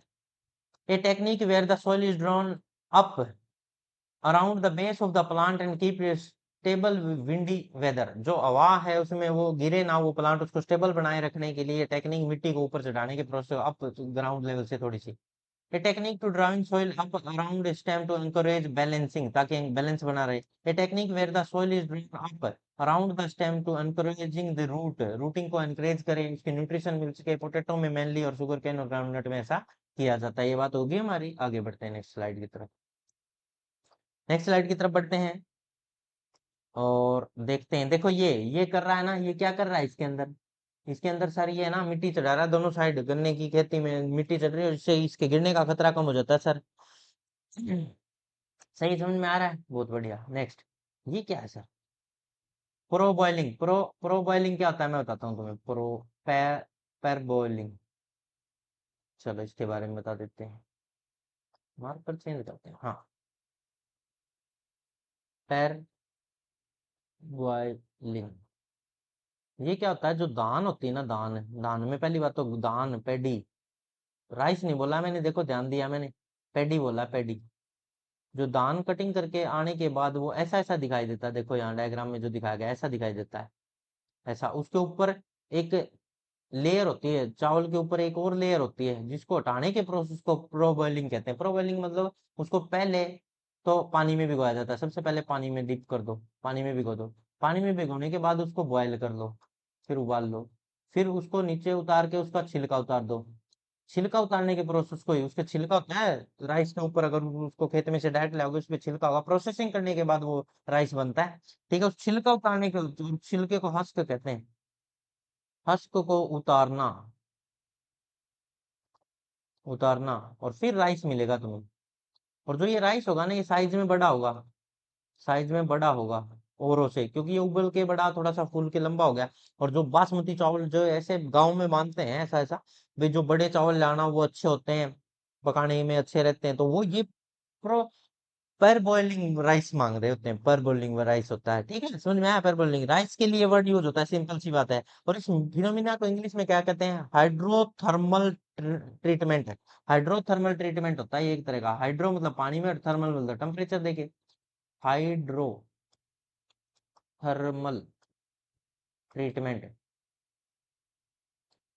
हाइड्रोथर्मल ट्रीटमेंट दिया गया है उसको इनडायरेक्टली, और इस वजह से वो दान है थोड़ा सा साइज में क्या हो जाता है, बड़ा हो जाता है औरों के कंपैरिजन में। समझ में आया भी सभी को? बहुत बढ़िया। नेक्स्ट स्लाइड की तरफ बढ़ते हैं। परबोलिंग के बारे में बता भी रखा है, सारे पॉइंट बताए गए हैं, वही मैंने बताया है, थोड़ा सा पढ़ देता हूँ। Parboiling rice is also called the converted rice, वो कन्वर्ट हो गया rice that has to been partially boiled in the husk. Husk मतलब उसके ऊपर का जो छिलके के साथ होता है उसको हस्क बोला जाता है। The three base step of parboiling are soaking, सबसे पहले सोकिंग, उसको ठंडे पानी में, फिर स्टीमिंग भाप दिया जाता है, फिर सुखा लिया जाता है लास्ट में, और वो तैयार हो जाता है। ठीक है सर, ये तीन मेथड किए जाते हैं, उसके बाद हमें जो राइस मिलता है वो कौन सा होता है? परबॉइलिंग राइस होता है। ठीक है भाई, आगे बढ़ते हैं। डीहोलमिंग इन पोटैटो, डीहोलमिंग इन पोटैटो का मतलब क्या है? वही मिट्टी के अंदर उसको रखना, और उसके जो ग्रीन पार्ट होता है ना, वेजिटेटिव पार्ट, उसको उखाड़ के फेंक देना, डीहोल्मिंग कहलाता है। डीहोल्मिंग, पहली बात तो डीहोल्मिंग वर्ड किसके लिए यूज होता है? अभी अभी हमने पढ़ा पैर बॉइलिंग। पैर बॉइलिंग किसके लिए वर्ड यूज होता है बताओ? पैर बॉइलिंग, पैर बॉइलिंग सर यूज होता है किसके लिए? पैर बॉइलिंग यूज होता है मेनली किसके लिए यूज होता है बताओ तुम ही। पैर बॉइलिंग किसके लिए यूज होता है? राइस के लिए सर। राइस को उबाल लेते हैं और उसको पानी में डालते हैं, उसको सोख देते हैं, इसको पैर बॉइलिंग बोला जाता है सर। और ऐसे डीहोल्मिंग वर्ड किसके लिए यूज होता है? पोटैटो के लिए डीहोल्मिंग वर्ड यूज होता है। किसके लिए? पोटैटो के लिए, ठीक है जी? याद रखिएगा। सर पोटैटो में क्या होता है, देखो मैं तुम्हें थोड़ा सा डायग्राम से समझाने की कोशिश करता हूँ। पोटैटो बना के दिखाता हूँ तुम्हें, छोटा सा पोटैटो। देखो ये आलू है, हाँ सर ये आलू है, और इसके ऊपर छोटी छोटी ग्रीन ग्रीन पंखुड़ियां सी आई हुई हैं, जिनको हम आइज ट्यूबर बोलते हैं, कहीं कहीं आई हुई है सब, ठीक है? और ये इसके वेजिटेटिव पार्ट होते हैं, ये आइज, ये क्या होते हैं? इसके वेजिटेटिव पार्ट होते हैं। इनको, जो ये वेजिटेटिव पार्ट, इनको रिमूव करने के प्रोसेस को, इनको रिमूव करना ही तो क्या कहलाता है? इनको, वेजिटेटिव पार्ट है ये इसका, वेजिटेटिव पार्ट। सर जो मैच्योर हो रहा था ना, उसके अंदर इसको हटा दिया जाता है और फिर उसको मिट्टी में दबा दिया, वेजिटेटिव पार्ट को रिमूव करने के प्रोसेस को रिमूव करना। और इस वेजिटेटिव पार्ट को ट्यूबर कहते हैं वैसे तो, ट्यूबर। और आलू के अंदर इसको क्या बोला जाता है? ट्यूबर या आइज बोला जाता है।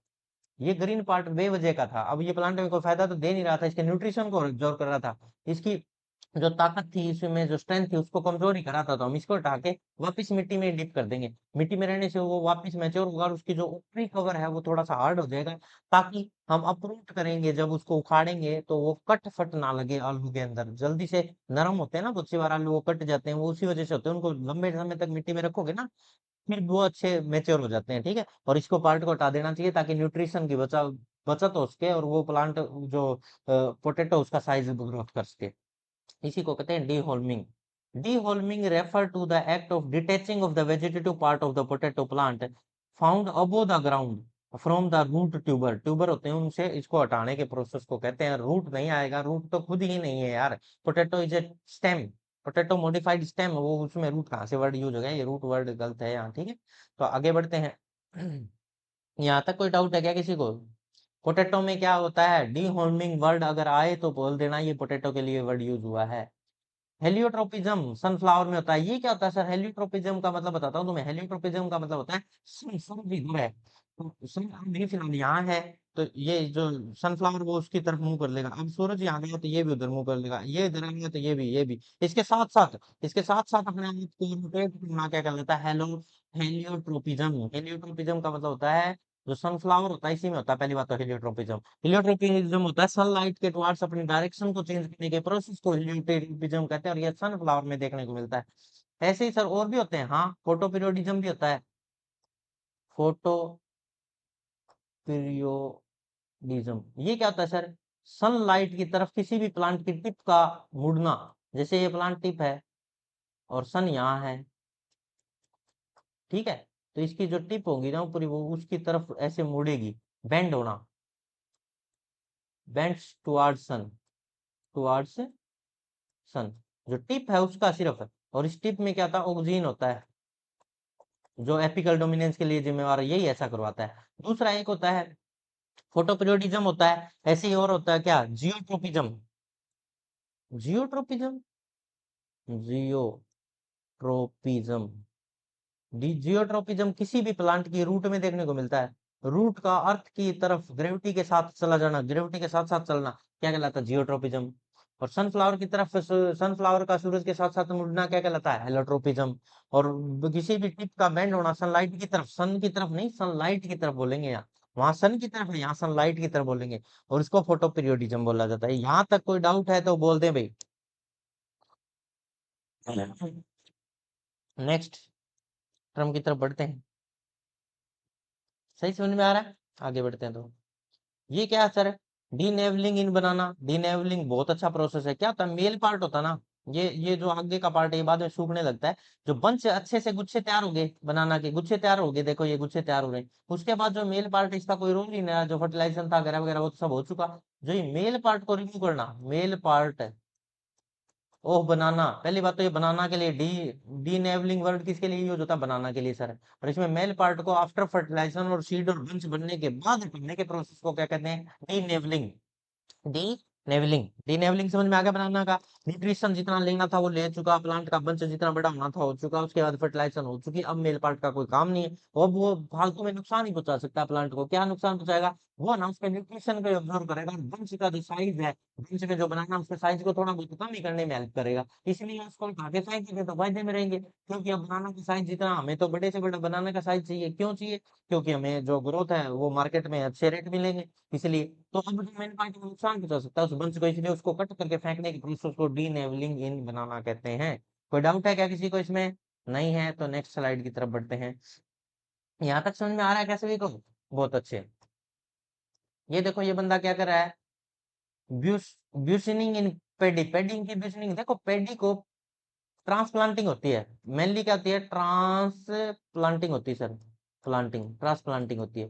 ट्रांसप्लांटिंग से बचने के प्रोसेस को और उसके सीड रेट को इंक्रीज कर देगा। ये क्या होता है, जो किसान है वो क्या करता है, सीड रेट, सीड ज्यादा ले लेता है जितना लेना होता है उससे, और डायरेक्ट डायरेक्ट सोइंग करता है, डायरेक्ट हल के द्वारा उसको बो देना, उगा देना, सोइंग कर देना, डायरेक्ट राइस को ही फसल के अंदर उगा देना। सर इसमें तो ऐसे तो उसके साथ वीड भी बहुत ज्यादा आएंगे, हाँ वीड बहुत ज्यादा आएंगे, और इसमें सीड की ज्यादा जरूरत पड़ेगी, हाँ सीड की हाई ज्यादा जरूरत पड़ेगी।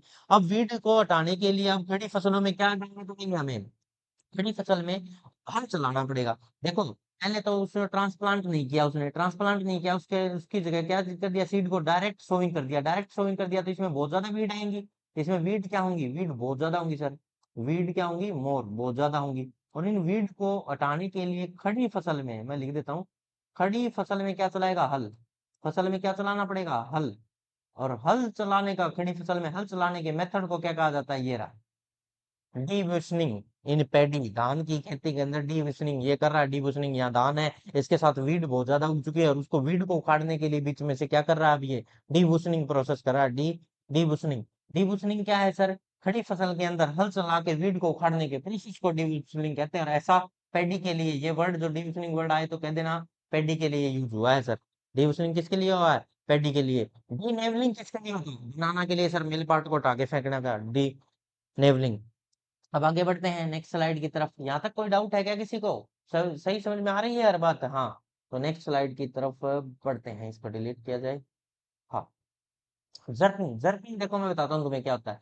जर्किंग होता है, डायरेक्ट सोविंग होती है, this is done in 20 to 25 day after transplanting.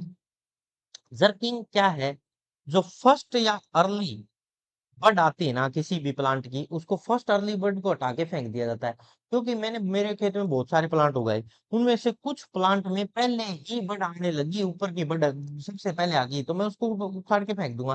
क्योंकि मैं चाहता हूँ कि मेरे जितने भी प्लांट उनमें एक साथ बर्ड आए, और एक साथ ये मैच्योर हो, और एक साथ मैं हार्वेस्टिंग कर सकूं। अगर मेरे को एक साथ हार्वेस्टिंग करनी है और टाइम बचाना, तो मेरे को उसके ऊपर आने वाली फर्स्ट जो बर्ड है उसको हटा के फेंकना पड़ेगा, और इसको जर्किंग कहते हैं। और ऐसा बाजरा में किया जाता है, बाजरा, पर्ल माइट्स में, पर्ल माइट्स बाजरा में। तो देखो अभी बोल देते हैं इसके बारे में। This is done 20 to 25 day after transplanting. Transplanting से 20 से 25 दिन के बाद किया जाता है, और 30 से 40 दिन आफ्टर डायरेक्ट सोविंग के बाद किया जाता है। First, the early bird of the, early bird या फर्स्ट बर्ड है, और प्लग आउट और रिमूव किया जाता है, resulting in the uniform flowering in all bird, ताकि एक साथ सभी में यूनिफॉर्म फ्लावरिंग हो, और एक साथ क्या कर सकें, हार्वेस्ट कर सकें, हार्वेस्टिंग एक साथ हो, एक साथ सिंक्रोनाइज्ड हो, एक साथ हो, अलग अलग नहीं। पहले कोई प्लांट पहले मैच्योर हो गया, फिर कोई बाद में हो रहा है, एक गिर ही गया, ऐसा नहीं होना चाहिए। तो एक साथ मैच्योरिंग होनी चाहिए, इसलिए जर्किंग की जाती है। और ऐसा किसमें देखने को मिलता है, बाजरा में, बाजरा, पर्ल माइल्ट जिसको बोलते हैं, इसमें ऐसा देखने को मिलता है। जर्किंग टर्म का यूज बाजरा के लिए होता है सर, याद हो गया वैसे भी, जर्किंग वर्ड किसके लिए यूज होता है, बाजरा के लिए। ठीक है, नेक्स्ट स्लाइड की तरफ बढ़ते हैं। फोर्किंग, सर ये क्या होता है फोर्किंग? देखो भाई, तो मैंने कभी भी, गाजर है, कैरेट के लिए वर्ड यूज होता है, पहली बात तो ये कैरेट के लिए वर्ड यूज होता है सर, कैरेट,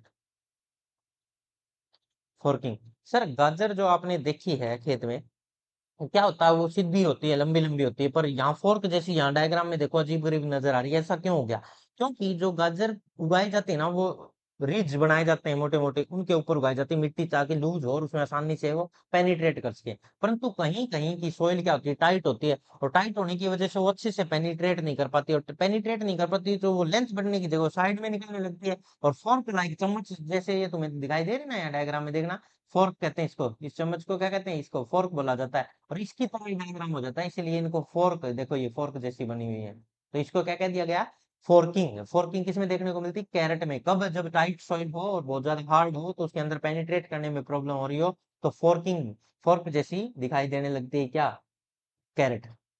समझ में आया यहाँ तक फोर्किंग। नेक्स्ट, ब्लाचिंग क्या है, ब्लाचिंग क्या होता है, कॉलीफ्लावर में होता है, कॉलीफ्लावर में ऊपर से पत्तों को बांध दिया जाता है भाई, कॉलीफ्लावर फूल है, व्हाइट कलर का होता है, अच्छा होता है कॉलीफ्लावर, और उसके ऊपर लीफ होते हैं ना, उन लीफ को इकट्ठा करके बांध दिया जाता है, ताकि वो फ्लावर अंदर सुरक्षित रहे, उस पर डायरेक्ट सनलाइट ना गिरे, वो डार्क ना हो जाए, उसके जो रंग है या उसकी जो क्वालिटी है उसमें फर्क ना पड़ जाए किसी प्रकार का, ताकि मार्केटिंग रेट ना गिर जाए उसके, इसके लिए ब्लाचिंग, ब्लाचिंग किया जाता है। ब्लाचिंग कॉलीफ्लावर के लिए यूज होता है, ताकि वो व्हाइट फ्लावर बिल्कुल व्हाइट ही रहे, और जो गोरे लोग होते हैं वो सनलाइट से बचते ही फिरते हैं, वही काम ये कॉलीफ्लावर में हो रहा है, कॉलीफ्लावर गोरी है बहुत ही ज्यादा, तो उसको बचाने के लिए क्या की जा रही है, ब्लाचिंग की जा रही है, उसको पत्ते हैं जो ऊपरी उनसे कवर कर दिया जाता है, protect the cauliflower flower to strong sunlight, the process of covering of the them with the leaves is called blanching of in cauliflower, cauliflower में ब्लाचिंग कहते हैं इसे कवर कर देने के प्रोसेस को। यहाँ तक कोई डाउट है किसी को, ब्लाचिंग वर्ड किसके लिए यूज होता है, कॉलीफ्लावर के लिए सर, और फोर्किंग किसके लिए यूज होता है, कैरेट के लिए सर। स्कफलिंग और सॉइल स्ट्रिंग, ये कॉटन नहीं, कॉटन नहीं सॉरी, कॉफी के लिए यूज होता है, कॉफी के लिए सबसे ज्यादा यूज होने वाली टर्म क्या है, कॉफी में होता है सर, ये दोनों टर्म कॉफी में देखने को मिलती है मेरे को, कॉफी में। ठीक है सर, ऐसा क्या है इसमें, ये क्या होता है, सोइल जो होती है ना, सोइल को हिलाया जाता है नीचे से, जब ये प्लांट उगाए जा रहे होते हैं उस समय सोइल को स्टायर किया जाता है, स्टायर करने के प्रोसेस को, ताकि प्लांट की ग्रोथ अच्छा हो उसके, और ड्राई पीरियड उसको अच्छा मिले, और उसमें वीड कंट्रोल हो उसके, और मॉइस्चर को बचाया जा सके, वीड कंट्रोल मॉइस्चर के लिए होता है मेनली, ये जो स्टायर स्टायर किया जाता है सोइल को, अरे माफ करो, हाँ, तो ये किसके लिए था, एक तो वीड कंट्रोल करते हैं सर इसकी हेल्प से, वीड कंट्रोल, हाँ, दूसरा, वीड कंट्रोल के साथ दूसरा प्रोसेस क्या है सर, दूसरा है सोइल की मॉइस्चर को बचाए रखना, कंजर्व रखना, soil moisture conservation, conservation, soil moisture को कंजर्व करने का प्रोसेस है, और वीड को कंट्रोल करना है, और ऐसा कॉफी में किया जाता है, मिट्टी को हिलाया जाता है नीचे से, ताकि उसमें वीड वगैरह वगैरह ना पनप सके। अरे समझ में आ रहा है क्या, यहाँ तक कोई डाउट है किसी को। स्कफलिंग और सॉइल स्टेरिंग वर्ड किसके लिए यूज होता है, कॉफी के लिए, और ये बात मैं पहले भी बता चुका तुम्हें।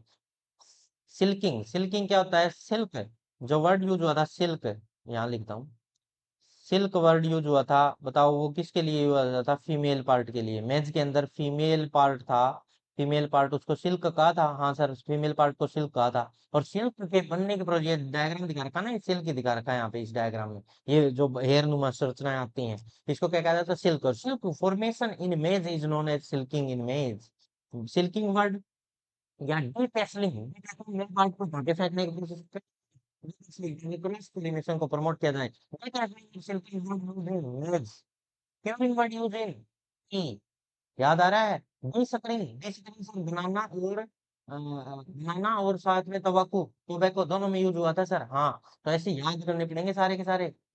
डिट्रेसिंग किस में यूज हुआ, गन्ने में सर, हाँ, तो ये याद हो रहे हैं सभी को, आगे बढ़ते हैं। स्टेनिंग इन रोज, रोज में स्टेनिंग बताता हूँ तुम्हें क्या होता है, दो प्रोसेस होते हैं, एक तो ग्राफ्टिंग होता है, कटिंग, उन दोनों को एक साथ कर दिया जाए ना, grafting plus cutting, grafting, grafting और कटिंग, ये वेजिटेटिव पार्ट में पढ़ा चुका, तो मैं सारे नहीं पढ़ा, पढ़े किसी ने तो वहां जाके पढ़ लें, ग्राफ्टिंग और कटिंग लेक्चर है इस पे, वेजिटेटिव प्रोपगेशन, ये दोनों प्रोसेस एक साथ कर दिए जाएं, और ऐसा रोज में किया जाता है, रोज को उगाने के लिए ऐसा किया जाता है, रोज, गुलाब के फूल को, तो stenting is a method, stenting एक मेथड होता है, quick propagation of rose, rose को जल्दी से मैच्योर करने के लिए, cutting and grafting are done in a single operation, एक ही साथ कटिंग करें और साथ में ग्राफ्टिंग कर दे, कटिंग करके ग्राफ्ट कर देना, उसको क्या कहते हैं, स्टेनिंग इन रोज, रोज में, तो जल्दी मैच्योर करने के लिए ऐसा किया जाता है। ठीक है, नेक्स्ट, निपिंग इन कैस्टर, वही, इसमें निपिंग बोला जाता है, और निपिंग एक जगह और वर्ड यूज हुआ, बताओ कहाँ हुआ था, ग्राम में यूज हुआ था, ऊपरी पार्ट को हटा देना ताकि उसकी साइड लेटरल ग्रोथ हो चुके, वही चीज कैस्टर में किया जाता है, इसको भी निपिंग ही बोला जाता है।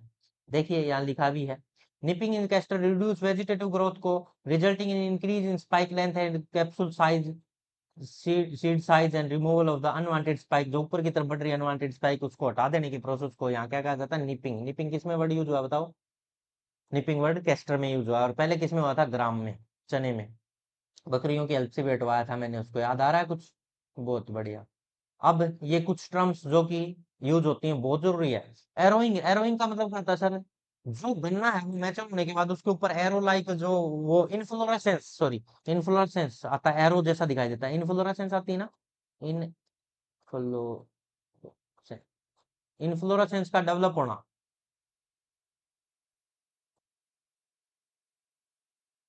इन शुगर केन, गन्ना, in sugarcane is known as arrowing. ठीक है सर, एरोइंग वर्ड यूज होगा किसके लिए, गन्ने के लिए। रेटोनिंग, रेटोनिंग वर्ड यूज होता है शुगर केन के लिए, ये समझाता हूँ तुम्हें। कोई पहले से फसल, मान लो गन्ने को कट कर लिया, उसके अंदर जो उसके रिमेनेंट पार्ट बच गए, रिमेनिंग पार्ट है, रिमेनिंग, रिमेनिंग जो पार्ट है, हिस्सा है, अगेन दोबारा से फसल को उगा लेना, दोबारा फसल तैयार कर लेना, उसी बचे हुए हिस्से से दोबारा हमने सीड का यूज नहीं किया, वेजिटेटिव पार्ट का यूज नहीं किया, जो बचा हुआ था उसी में पानी लगाकर, उसी में फर्टिलाइजर डाल के उसी को दोबारा से यूज कर लेना। इन हरियाणा में इसको मोटी फसल रख लेते हैं, मोटी रखना कहते हैं, तो मोटी फसल रख ले हमने, नेक्स्ट ईयर वो ही काम आ जाएगी। ऐसा पहले कॉटन में भी किया जाता था, जो देसी कपास होती थी ना उसमें भी ऐसा यूज करते थे, मोटी कर लेते थे। ठीक, मोटी करना मतलब फसल को के हिस्से को बचा के रख लेना, ताकि नेक्स्ट ईयर उसी के जो रूट है उन्हीं से पनप के एक नई फसल तैयार हो जाए, उसको रेटोनिंग कहते हैं। और रेटोनिंग आज के टाइम भी होता है, ये शुगर केन में किया जाता है, 2 सीजन तक, 2 साल तक इसको यूज कर सकते हैं। ठीक है, लोपिंग, लोपिंग वर्ड होता है ल्यूसिन, ल्यूसिन रिज का, रिज का, या कोई भी फसल जो फोडर क्रॉप है, सीधी सी बात है, फोडर क्रॉप में सब में यूज होता है। फोडर क्रॉप्स, जितनी भी फोडर क्रॉप्स है, चाहे वो बिरसम हो, रिजका हो, ल्यूसिन हो, इन सब में किया जाता है। और इसका मतलब क्या होता है, फसल को काट के पशुओं के लिए ले जाने को लोपिंग कहते हैं। लोपिंग में कोई डाउट है किसी को, बोल दो। ठीक है, यहाँ तक कोई डाउट, ग्राफ्टिंग लोपिंग ये सब हो गया। कटिंग करके फोल्डर अप्लाई करना, पशुओं को देना, फोल्डर इस कटिंग करके ले जाना, इसी को लोपिंग कहते हैं। और बची हुई फसल का दोबारा से यूज कर लेना, उसको रेटोनिंग कहते हैं। और उसमें इन्फ्लोरेसेंस का आना, उभरना, फुल आवर से आने लग जाना किसी गन्ने में, तो उसको एरोइंग कहते हैं। एरोइंग और रेटोनिंग तो शुगर केन के लिए यूज होते हैं, फोल्डर क्रॉप के लिए लोपिंग वर्ड यूज होता है। यहाँ पर बता दो किसी को कोई भी एक भी डाउट हो, 1% भी डाउट है तो मैं बताऊंगा दोबारा। सही चल रहा है, बहुत बढ़िया, सारी टर्म क्लियर। और यहाँ से एग्जाम में ना आए ऐसा नहीं हो सकता, एग्जाम में एक क्वेश्चन तुम्हें देखने को मिलेगा इस लेक्चर से। चलिए तो नेक्स्ट स्लाइड की तरफ चलते हैं, term related to specific crops. अब देखो मैं तुम्हें ना पूरा सारा जितना भी पढ़ाया सारा रिवाइज करवा के दे रहा हूँ, जितना भी पढ़ा दिया सारा रिवाइज करके देता हूँ। देखो इसके लिए हम सारी जितनी भी टर्म है सबको यूज करते हैं, ठीक, जितनी भी टर्म है सब, और सारा रिवाइज कर रहे हैं लेक्चर को, और कुछ भी नहीं है, बस एक बार रिवीजन कर लें उसके बाद ये फिनिश हो जाएगा। रिवीजन में क्या है, term related to specific crop. अब मैं तुमसे पूछता चलूंगा ये टर्म किसके लिए यूज होगी, तुम्हें आंसर देते चलना है, ठीक है, आंसर देते चलना भाई, आंसर देना, हर फसल का आंसर क्या आएगा देखना। सबसे पहले बात करते हैं, मैं मार्कर ले लेता हूँ, कौन से कलर का, ग्रीन कलर। तो सबसे पहले रैपिंग, टाइम और प्रोपिंग। सर पत्तों को बांधने का प्रोसेस ऐसा गन्ने में देखा था, अब तुम ना पूरा प्रोसीजर ना बताओ, बस मेरे को ये बता चलो किस फसल में, ट्रेसिंग, रिट्रेसिंग, या एरोइंग, या रेटोनिंग। एरोइंग और रेटोनिंग तो अभी बची हुई फसल वाला, एरोइंग उसमें इन्फ्लोरेसेंस का आना, ट्रेसिंग नीचे के पत्तों का हटाना, प्रोपिंग बांधना। ये सारा तो सर जितनी भी टर्म बोल रहे हो ना, ये सारी ही शुगर केन की है, सारी की सारी किसकी है, शुगर केन की है। मार्कर थोड़ा अच्छा नहीं लग रहा है मेरे को, हाँ ये शुगर केन। तो ये 5 टर्म शुगर केन के लिए यूज होते हैं, wrapping, tying, propping, trashing, detrashing, arrowing, ratooning, 7 term. 7 term है, सारी की सारी किसके लिए यूज हुई है, गन्ने के लिए यूज हुई। लोपिंग तो अभी भी आप बता रहे थे सर, रिज का या fodder crop, fodder crop, cutting करना फसल को, फोडर क्रॉप, ठीक है। प्रोपिंग बता दो तो फिर किसके लिए यूज होता, प्रोपिंग बनाना, उसको सहारा देने के प्रोसेस को कहा था प्रोपिंग, याद आ गया किसी को, कोई डाउट है तो बोलते रहो। प्रोपिंग, तो यह याद कर लो पहले तो ये सारे, फिर आगे वाली स्लाइड लेंगे, एक और इसमें लिख ही देते हैं। डी सकरिंग दो में देखा था सर, बनाना और टोबैको, बनाना एंड टोबैको। सही है सर, तो याद हो गया, wrapping, time, cropping, tracing, detrashing, arrowing और रेटोनिंग, ये सारे तो गन्ने के लिए, शुगर केन के लिए यूज होते हैं। लोपिंग फॉडर क्रॉप के लिए, जैसे रिज का बिशम, इनके लिए यूज होता है। क्रॉपिंग बनाना के लिए होता है, उनको सपोर्ट देने के लिए। और डिस्करिंग बनाना, साथ में क्या था, टोबैको। यहाँ तक कोई डाउट है किसी को? चलिए तो आगे बढ़ते हैं, इसको रफ कर दो। तो सारे रिवाइज हो रहा है पूरा जितना पढ़ा है। हम नेक्स्ट, डिस्करिंग हो गया। डिस्करिंग किसके लिए था बताओ? टोबैको और बनाना के लिए सर। फिर डी टेस्लिंग वर्ड यूज हो रहा है, बताओ डी टेस्लिंग किसके लिए यूज होता है? सर ये तो मेज के लिए है, मेज मक्का में डी टेसल, उस मेल पार्ट को हटाने की प्रोसेस को, ठीक है। पैग और पॉपिंग, ये दोनों वर्ड किसके लिए यूज होते हैं? ग्राउंड नट के लिए, ग्राउंड नट। पैग और पॉपिंग, पैग तो सर उसका नीचे पेनिट्रेट करना था, पॉपिंग जो खाली निकल जाता था कुछ सीड जो पॉड के अंदर, उसको। अर्थिंग अप तो सर तीन फसलों के लिए किया जा सकता है, एक तो बना नहीं, पोटैटो के लिए sir, potato, sugar cane, sugar cane, और एक ग्राउंड नट के लिए भी कर देते हैं कभी कभी, ग्राउंड नट। इन सब में क्या होती है? Earthing up. Ginning, ginning sir ये कॉटन के लिए, जिनिंग वर्ड या अकेला टॉपिंग वर्ड किसके लिए होता है? कॉटन के लिए यूज होते हैं। जिनिंग या टॉपिंग वर्ड अकेले हों तो ये दोनों ही किसके लिए होते हैं? जिनिंग वो हटाना, जिनिंग का मतलब क्या था? जो रुई थी उसको, जो फाइबर था उसको सीड से अलग करने के प्रोसेस को कॉटन में वर्ड यूज करते हैं ये, कॉटन। ठीक है सर। निपिंग और टॉपिंग एक साथ आए तो ये ग्राम, चने में सर ऊपर के हिस्से को हटाने को ग्राम, निपिंग और टॉपिंग। ठीक है भाई, यहाँ तक कोई डाउट है? नेक्स्ट स्लाइड की तरफ बढ़ रहा हूँ, ध्यान देंगे। सही समझ में आ रहा है सभी को? याद हो रहा है? पीछे का सारा रिवाइज हो रहा है ना? हाँ, तो आगे बढ़ते हैं। कुछ और टर्म है, इनको भी देख लेते हैं, देखिए जरा। हाँ, क्यूरिंग सर, क्यूरिंग तो बार बार पत्ते सुखाने का प्रोसेस होता है सर, पत्ते सुखाए जाते हैं, एक तो टी के और एक टोबैको के। टिपिंग, टिपिंग सिर्फ टी में वर्ड यूज होता है सर, ऊपर के पार्ट को हटाने के लिए। रेबिंग, रेबिंग बता दो किसके लिए यूज होता है? रेबिंग वर्ड सर टोबैको के लिए यूज किया था आपने।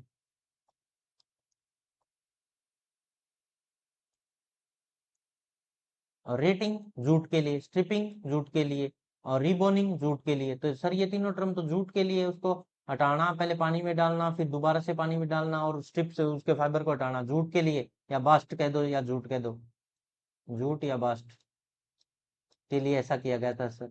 स्टॉकिंग, स्टॉकिंग मतलब खड़ा करना किसी भी प्लांट को, टोमेटो में किया था सर ऐसा, टोमेटो। याद आ गया भाई सभी को? जूट में कौन कौन सी टर्म थी, और कौन कौन सी टोबैको में थी, कौन सी टी में थी, सारा याद आ रहा है सभी को? बहुत बढ़िया, तो आगे बढ़ते हैं। रिबोनिंग हो गया, रिटेनिंग हो गया, स्टाकिंग हो गया, टोमेटो में होता है। ठीक है, यहाँ तक कोई डाउट है तो बोल दो भाई मेरे को, इस तक कोई डाउट है तो बोल सकते हो। आगे बढ़ रहे हैं नेक्स्ट स्लाइड की तरफ। हम्म, यहाँ तक कोई डाउट है तो बोले भाई। अब बात आ रहा है नेक्स्ट, स्टाकिंग किसके लिए भाई? टोमेटो के लिए। नेक्स्ट, कुछ और टर्म भी बाकी हैं, इनको भी देख लेते हैं, कुछ ही टर्म बाकी हैं बस। Parboiling, boil word use होगा सर ये राइस के लिए, पैडी धान के लिए आपने बताया था, बड़े राइस प्राप्त करने होता है ऐसा किया जाता है, धान। ठीक है। हेलियोट्रोपिज्म, सनलाइट के साथ साथ घूमना, ऐसा तो सनफ्लावर ही करता है सर, सूरज के साथ साथ सनफ्लावर में ऐसा होता है। ब्यूसनिंग किस में हुआ था बताओ? सर ये ब्यूसनिंग वो प्रोसेस है जिसमें देखो, आप कह रहे थे राइस को ट्रांसप्लांट किया जाता है, पर ट्रांसप्लांट ना करके सीधा उगा दिया जाए और सीड रेट बढ़ा के ज्यादा, पर उसमें वीट बहुत ज्यादा होगी, और खड़ी फसल में हाथ चला दिया जाएगा ना राइस में, उसको ब्यूसनिंग कहते हैं। ये भी पेडी धान, पेडी धान, वीड को हटाने के लिए जो हल चलाया जाता है उसको कहते हैं डी हॉलोमिंग। डी हॉलोमिंग कहाँ होता है सर? डी हॉलोमिंग वर्ड बताएंगे मेरे को, कौन कौन से बताएंगे? डी हॉलोमिंग सर, पोटैटो में जो ग्रीन पार्ट था उसको हटा दिया था ताकि न्यूट्रिशन लेके अच्छा पोटैटो हो, डी हॉलोमिंग पोटैटो के लिए आपने बताया था मेरे को, पोटैटो। ठीक है। और डी नेवलिंग ये सर बनाना, बनाना का जो मेल पार्ट था उसको हटाने के प्रोसेस को आपने बोला था कि ये अब कोई काम का नहीं रहा, जो फर्टिलाइजेशन होनी थी वो तो होगी, अब बंच का साइज को छोटा और करेगा, न्यूट्रिशन लेगा, इसलिए डी नेवलिंग कर दो। और बंच साइज अगर छोटा रह जाए तो उसके लिए एक वर्ड यूज होता है चोक या चोकिंग। बनाना में, बनाना में ये टर्म मैंने नहीं पढ़ाई है। बनाना में जो बंच का साइज है, बंच साइज रिड्यूस हो जाए ना, उसको कहते हैं, रिड्यूस होने को क्या कहते हैं, चोक या चोकिंग कहते हैं। चोक या चोकिंग बोला जाता है। समझ में आया यहाँ तक? कोई डाउट है? नेक्स्ट स्लाइड की तरफ बढ़ते हैं। और भी कुछ वर्ड है, जैसे मैंने जर्किंग वर्ड यूज किया था, बताओ किसके लिए किया था? तुम बताओगे। अब कुछ तुमसे पूछ रहा हूँ। जर्किंग वर्ड बताना किसके लिए यूज किया था? जर्किंग के बाद एक क्वेश्चन, दूसरा क्वेश्चन। सिल्किंग वर्ड यूज किया था मैंने, सिल्किंग बताना किसके लिए किया था? ये आए नहीं इसमें रिवीजन में। नेक्स्ट है फोर्किंग, ये बताओ। नेक्स्ट है ब्लांचिंग, ये वर्ड बताओ। के फ्लिंग, ये वर्ड बता दो मेरे को किस किस में यूज हुए हैं। इनका आंसर जो दे देगा उसने पूरा लेक्चर ध्यान से देखा भाई। जर्किंग सर, ऊपर के पार्ट को बाजरा में हटाने के प्रोसेस का, हाँ कुछ जो अर्ली बर्ड आ जाते हैं उनको हटा दिया था ताकि एक साथ मैच्योर हो, बाजरा, पर्ल माइल्स। सिल्किंग सर मैज में, फीमेल पार्ट का आना मैज में। फोर्किंग सर कैरेट में, गाजर में, वो फोर्क लाइक स्ट्रक्चर बन जाना नीचे पेनिट्रेट ना करने की वजह से। ब्लास्टिंग बोलो किस में आया था बता दो, ये बता दो। कॉलीफ्लावर, कॉलीफ्लावर में सर, उसको ऊपर से बांध के ताकि वो व्हाइट रहे। स्कैफोल्डिंग किस में आया था बताओ? कॉफी में, ताकि मिट्टी को हिलाया जाए, उसमें वीड कंट्रोल किया जा सके और मॉइस्चर को, नमी को बचा के रखा जा सके। ये सारी टर्म जितनी भी थी सर, हमने लगभग 30-40 जितनी भी टर्म थी सारी याद कर ली। और यहाँ पे हमारा जो लेक्चर है वो कंप्लीट हो रहा है, अभी पूरा हो गया हमारा लेक्चर। और इसके बाद हम नेक्स्ट लेक्चर आ रहे हैं, लेके आ रहे हैं और भी अच्छा तुम्हारे लिए। और एग्जाम में आने वाले क्वेश्चन है भाई, हर एक में, हर एक से क्वेश्चन आएंगे। तो मैं तुम्हें एक छोटी सी बात बोलना चाहता हूँ, थैंक यू। क्या बोलना चाहता हूँ? Thank you. ठीक है, मिलते हैं नेक्स्ट लेक्चर में। पढ़ते रहें, खुश रहें, और टेलीग्राम पे इसके नोट्स आपको मिल जाएंगे, वहां से नोट्स कवर कर लें भाई। ठीक है, खुश रहें, पढ़ते रहें, ऑल द वेरी बेस्ट।